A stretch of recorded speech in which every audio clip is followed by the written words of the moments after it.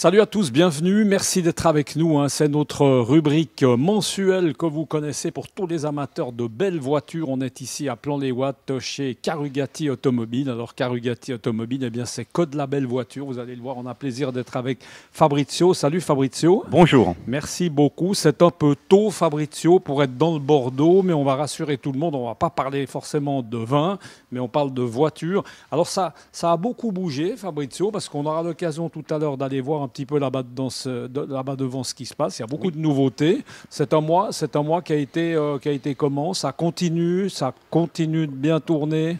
Oui, il y a du mouvement en tout cas. Les gens bougent, profitent. L'intérêt pour de la belle voiture est toujours là. Oui. Et puis on a eu des belles entrées. Et puis je trouvais sympa de commencer avec dans une touche un peu vin avec deux voitures Bordeaux, une belle California Ferrari très belle de première main et aussi une Aston Martin Vanquish de première main. De voitures d'origine suisse, et je trouve les couleurs, ça change un peu des couleurs habituelles, c'est très élégant. Ça, c'est vrai qu'on n'en voit pas souvent des comme ça. On va aller vers quelque chose qui est un peu plus traditionnel. Oui, alors cette Porsche devant nous, là on va dans le gris plutôt. Oui, alors là on retourne dans le côté traditionnel germanique, donc un bon gris. Mais c'est vrai que là on a devant nous une voiture qui est une petite bombe. Assez rare, donc une 996 GT2 qui a un peu plus de 460 chevaux. Et quand elle est sortie, ça a vraiment été une voiture qu'on a adorée avec mon père, parce que là, elle n'a entre guillemets l'air de rien, mais elle a les performances d'une supercar des mêmes années, c'est-à-dire une Enzo, une Carrera GT. Je veux dire, bien maniée, ça va aussi vite qu'une supercar. Et c'est un petit peu piégeur, donc il faut bien la tenir. Et tu me le disais tout à l'heure hors antenne, Fabrizio, ça c'est un peu ce qui vous a réconcilié, enfin entre guillemets, avec Porsche. Oui, alors on n'était pas fâchés, mais c'est vrai que cette voiture nous a tellement impressionnés. On s'est dit, c'est dingue ce qu'ils ont réussi à faire avec une voiture de série qui a l'air toute sage comme ça et qui est vraiment très performante. Ça, c'est une voiture vraiment de route pour se faire plaisir, passe-partout. Oui, et puis on peut faire un peu de circuit autant elle est performante, autant on peut aller sur le circuit, autant on peut aller se garer à Rive sans problème, tant qu'il y a des places de parc, il n'y a aucun souci. C'est ça, il y en a plus pour le vélo en ce moment, mais on ne va pas forcément en parler aujourd'hui. Dallara, on va rester dans le gris. Aujourd'hui, on travaille un peu par couleur. Ouais, alors là, c'est vraiment... Quelle belle voiture. On tombe dans quelque chose d'extrême, fait par la marque Dallara, qui font d'habitude des châssis de course pour les voitures de course. C'est un des meilleurs concepteurs de châssis du monde, vraiment très reconnu. Et ils avaient déjà fait une première entrée dans l'automobile avec la KTM X-Bow. C'est eux qui avaient conçu le châssis. Et ils ont remis ça avec la Dallara Stradale, qui est ils vont en faire que 600. Ça fait moins de 900 kg, ça fait 400 chevaux, c'est ultra léger. Alors, c'est pas ce qu'il y a de plus pratique à utiliser, mais je peux vous faire une démo. Alors, pour rentrer, il faut enjamber. Hop. Donc, il n'y a pas de... Et c'est un peu comme dans une F1, dans une barquette, il faut vraiment s'enfiler sous le volant. Et là, c'est vraiment un jouet. Là, c'est vraiment pour se faire plaisir. Donc, l'avantage, c'est de ne pas cogner les portières quand on sort des parkings. Alors là, il n'y a pas besoin de place, c'est clair. Voilà, là, il faut éviter une taille basse. Ou alors, si vous... Faut pas que madame ait une petite jupe. Voilà, pour que les dames rentrent dans la voiture, ça c'est encore un autre problème. Juste peut-être un mot sur l'intérieur, parce que franchement, on se croirait dans un cockpit d'un Mirage, d'un avion. Il y a un volant avec beaucoup de petits boutons, comme une Formule 1. Et tout le châssis, tout est en carbone, donc elle est vraiment très légère, ultra performante. Et c'est l'importateur pour la Suisse, le représentant qui nous a prêter cette voiture pour qu'on la montre un peu à nos clients. Voilà. À rouler, Fabrizio, toi tu as roulé forcément avec. J'ai pas roulé celle-là, on en avait une autre avant. Elle est comment? À rouler, elle est comment? C'est ultra léger, c'est une petite voiture de course sur la route. Voilà, après faut presque aller un peu se faire d'école dans le Valais ou ailleurs pour en profiter. Bon, c'est pas tellement, ou en piste, évidemment. C'est pas tellement une voiture pour aller skier ou mettre sa planche à voile, mais enfin, il y a d'autres voitures... Non, mais on peut aller manger les filets de perche. Oui, ça va aussi. C'est vrai qu'on avait oublié que ça existait.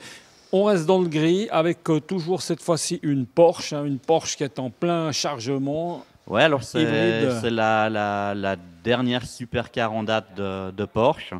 qui est hybride. C'est pour ça qu'elle est branchée. Quand on les roule pas, il faut toujours les garder branchés comme un Dyson. Ils en ont fait 918 comme le modèle, donc moins de 1000 exemplaires.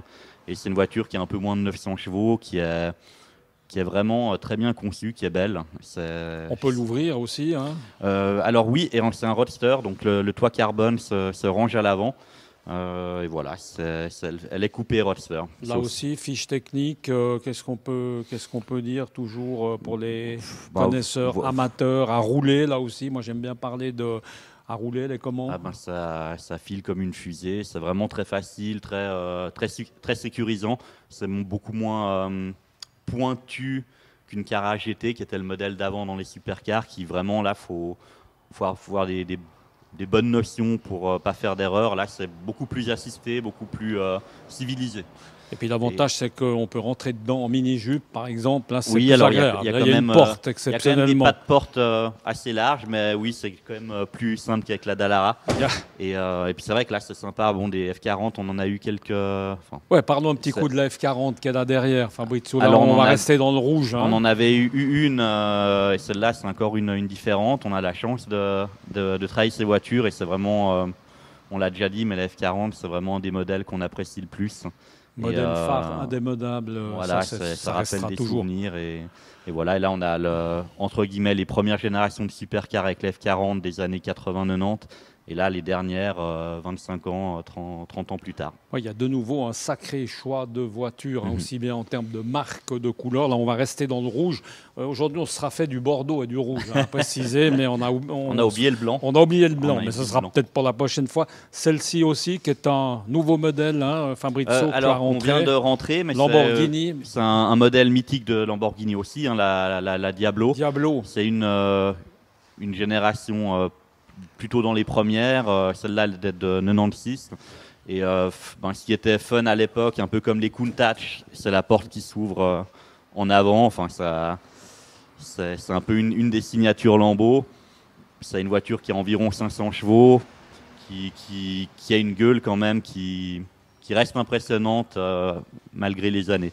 Ça c'est des voitures, par exemple, justement, là on est déjà dans de la voiture un petit peu de collection, hein, voiture limite c'est des Youngtimer, c'est entre la collection et la voiture moderne. Ça c'est des voitures qui perdront jamais de valeur. Là on parle un peu placement, peut-être argent. On achète ça aujourd'hui, on perd pas d'argent.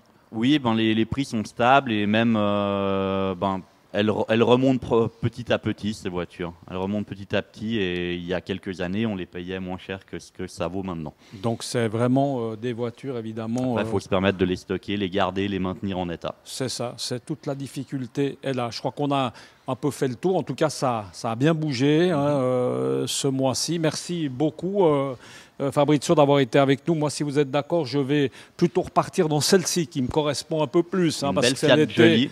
Elle est un petit peu plus dans ce que j'aime. Moi, j'aime bien la couleur, surtout. Un mot peut-être sur cette petite voiture pendant qu'on y est, Fabrizio. Les Fiat Jolie, c'est aussi très rare. C'est vraiment une petite beach car pour l'été ou pour sa propriété sur la côte. Et ça attire beaucoup de sympathie. Les femmes adorent. Et là, avec ce bleu Tiffany, c'est pas mal. C'est pour aller au bain des paquis, manger la fondue ou les filets de perche. Boire un petit rosé discrètement, c'est très sympa.